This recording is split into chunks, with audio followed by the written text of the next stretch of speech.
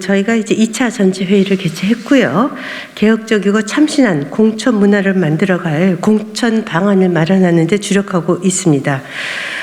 일단 무엇보다도 저희는 이기는 공천을 하겠다라는 것이 이번 공천의 최대한 목표입니다. 그리고 이를 위해서는 유능하고 참신한 정치 신인을 발굴하고 또 정치적, 사회적 약자에 대한 정치 참여의 문턱을 낮추는 것을 저희가 주안점을 두고 토론을 했습니다. 일단 일정부터 말씀을 드리겠습니다. 지난 1차 회의에서 발표했듯이 국민의힘은 내일부터 3일간 공고하고요. 4일 월요일부터 중앙당과 전국 시도당을 통해서 각급 선거구별로 공천 접수를 할 예정입니다. 광역단체장은 중앙당에서 6일까지 저희가 공천 접수를 할 예정이고요. 기초단체장과 광역기초의원은 오늘 8일까지 접수해서 본격적인 심사에 착수할 예정입니다. 광역단체장의 경우 선거의 중요성이 아무리 강조해도 지나치지 않아서 4월 중순경 경선을 실시하고 4월 말까지는 지방선거 공천을 마무리해서 후보자들이 발빠르게 지역 선거에서 뛸 수 있도록 그 기반을 만들려고 합니다. 그래서 공천 실무는 굉장히 빠른 속도로 진행이 될 것입니다. 공천안에 이번 저희가 그 공천안을 만들면서 가장 주력한 것이 어떻게 하면 개혁 공천안을 만들 것인가에 대해서 심도 있는 토의가 있었습니다. 그 첫 번째로 정치 신인과 정치적 사회적 약자에 대한 배려에 주안점을 두었습니다.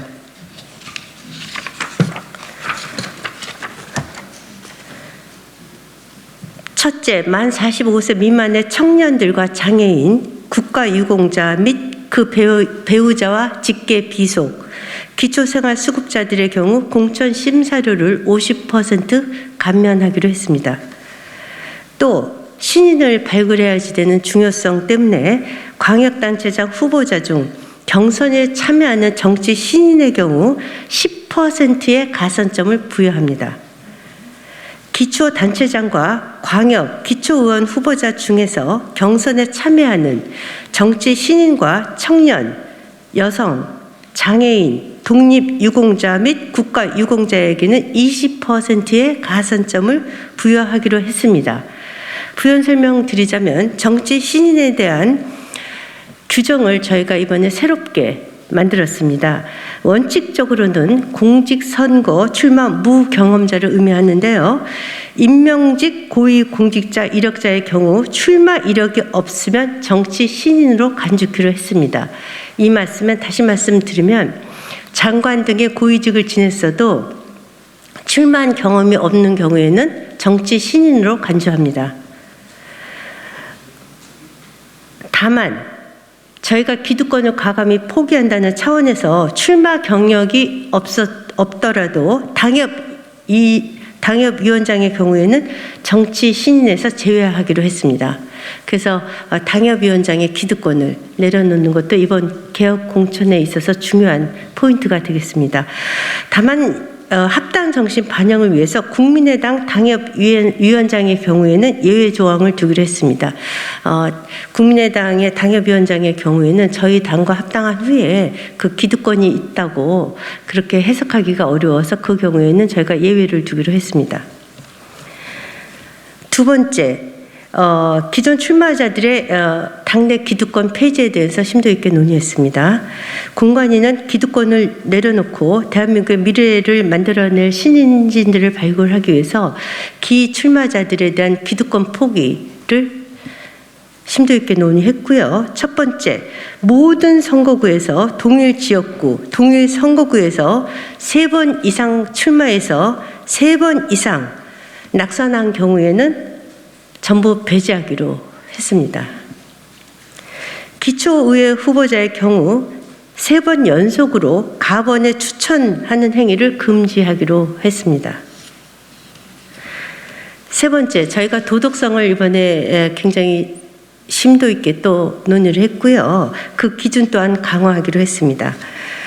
저희는 정의와 상식을 바로 세우는 도덕 공천을 하기로 결심했고 그것에 대한 구체적인 세부안을 마련했습니다. 세부적으로는 살인, 강도, 방화 등 강력 범죄는 사면 복권이 되었다 하더라도 시기와 형량과 관련 없이 유죄 판결을 받았을 경우에는 원천 배제키로 했습니다. 그 다음 강간, 아동 청소년 관련 성범죄의 경우에도 시기 또 형량과 관계없이 기소유예를 포함하여 유죄 취지의 형사처분 전력이 있는 경우에도 모두 원천 배제키로 했습니다. 세 번째, 음주운전의 경우에도 최근 15년 이내에 3번 이상 위반한 경우 특히 윤창호법 시행 후에 2018년 12월 19일입니다. 한 번이라도 음주운전이 적발된 경우에는 운전 적발 후 무면허 운전이 적발된 경우에도 공천에서 원천 배제키로 했습니다.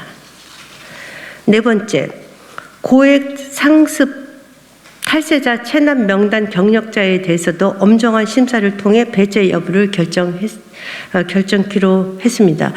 이는 고액 상습 탈세자의 경우 공천 신청 직전에 세금을 완납한 경우에도 저희가 심사를 할 것입니다.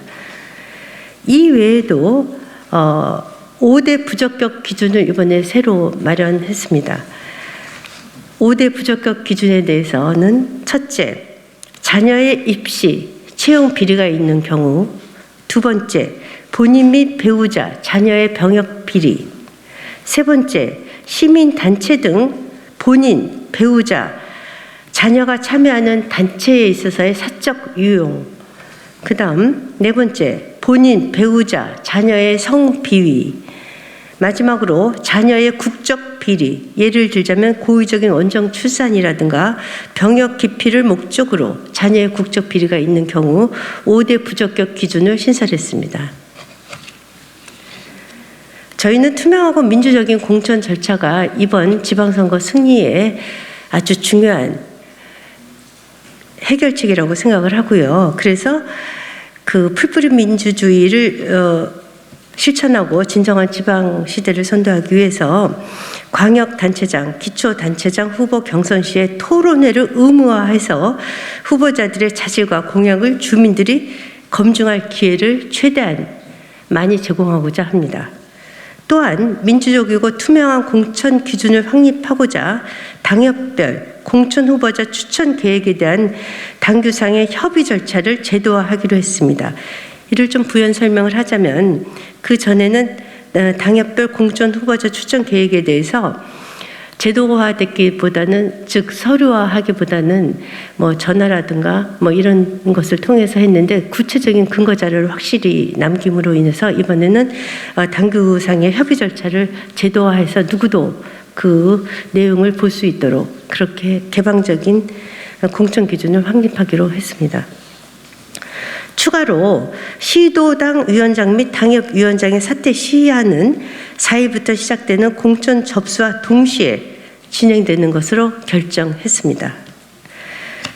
또한 참고로 정당 사상 최초로 의정활동을 수행하는 데 필요한 기본적인 공직 능력 검증을 위해서 광역 기초의회 의원 출마자들을 대상으로 공직 후보자 역량 강화 자격 시험, 즉 PPAT를 의무적으로 시행하여 평가 결과를 적용하기로 했으며 자세한 사항은 공관위 회의에서 계속 논의하기로 했습니다. 공관위는 향후 회의에서도 경선의 세부적인 룰을 마련하고 공천 과정 전반을 공명정대하고 투명하게 관리할 것을 약속드립니다.